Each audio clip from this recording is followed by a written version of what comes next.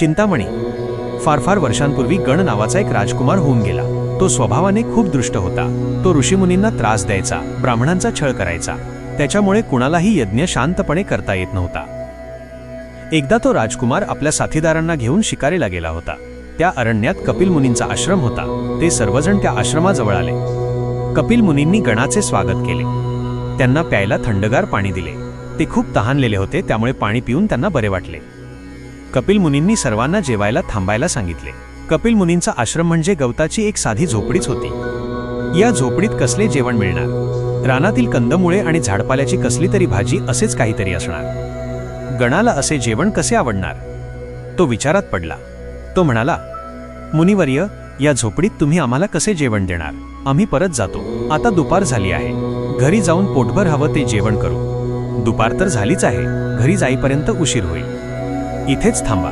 संकोच करू नका, कपिल मुनी म्हणाले. गणाला नाही म्हणवेना. ते सर्वजण आश्रमाबाहेर बसले. कपिल मुनींनी आपल्या गळ्यातील चिंतामणी काढला. तो एका चौरंगावर ठेवून त्याला नमस्कार केला, प्रार्थना केली आणि क्षणात एक चमत्कार घडला. आश्रमाबाहेर एक सुंदर मंडप दिसू लागला. मंडपात जेवणाची तयारी झाली होती. प्रत्येकाला बसायला सुंदर पाट, चांदीचे ताट आणि वाट्या मांडून झाल्या होत्या. ताटात भात, भाज्या, निरनिराळी 4-5 पक्वान्ने आणि अनेक कोशिंबिरी होत्या. कपिल मुनींनी सर्वांना पानावर बसायला बोलावले. गण आणि त्याचे सहकारी जेवायला बसले. तो सारा थाट पाहून सर्वजण चकित झाले. जेवणानंतर गणाने विचारले, हा सारा थाट कसा जमला हो? हे सर्व पाहून गणाला मुनींच्या किमयेची कल्पनाच करता येईना. कपिल मुनी म्हणाले, इंद्राने मला मागे हा मणी दिला होता. त्याच्या कामात मी मदत केली होती. त्याची आठवण म्हणून, भेट म्हणून. गणाने तो मणी कपिल मुनींजवळ मागितला. ते तो देत नव्हते. गणाने आपल्या ताकदीवर तो हिसकावून घेतला. कपिल मुनींना खूप वाईट वाटले. ते विष्णुदेवांना भेटले.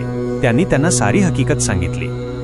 विष्णुदेव म्हणाले, मुनिवर्य, तो मणी परत मिळवणे कठीण आहे. तुम्ही गणपतीची उपासना करा. तुमची इच्छा तोच पूर्ण करील. कपिल मुनींनी गणपतीच्या भक्तीने अनेक वर्षे तप केले. गणपती प्रसन्न झाले.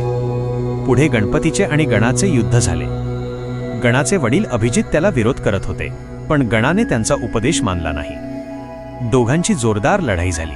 गण लढाईत मारला गेला. पुढे गणाच्या वडिलांनी तो मणी परत केला. त्यांनी गणपतीची क्षमा मागितली आणि नमस्कार केला. गणपतीला अभिजिताची दया आली. त्यांनी त्याला क्षमा केली. कपिल मुनींना त्यांचा मणी परत मिळाला. त्यांचेही समाधान झाले. तेव्हापासून गणपतीला चिंतामणी असे नाव पडले.